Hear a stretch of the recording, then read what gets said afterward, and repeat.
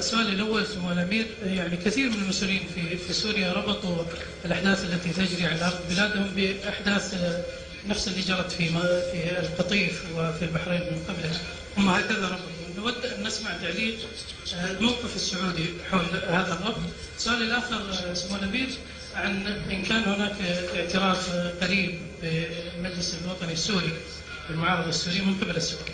هل سمعت أنت عن مذابح حصلت في القطيف أو في أي مكان آخر في المملكة؟ كيف يمكن أن تقارن بين هذا وذاك؟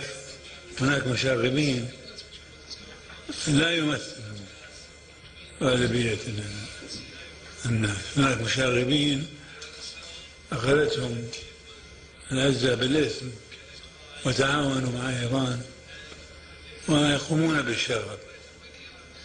والمملكة العربية السعودية لا تفرق بين أبنائها، المواطن مواطن مهما كانت عقيدتهم. فنحن نسعى إلى تهدئة الأوضاع، وإذا كان لهم مطالب المطالب طريقها معروف، والدولة لن تقصر في توفير ما يلزم من مشاريع وبنى تحتية مثلا المدارس إلى غيره من الاحتياجات اللي تحتاج لها القطيف وغيرها من السعودية بالضبط كما تفعل في المدن الأخرى. يعني المواطن السعودي مواطن سعودي سواء عايش في القطيف أو فين ساكن.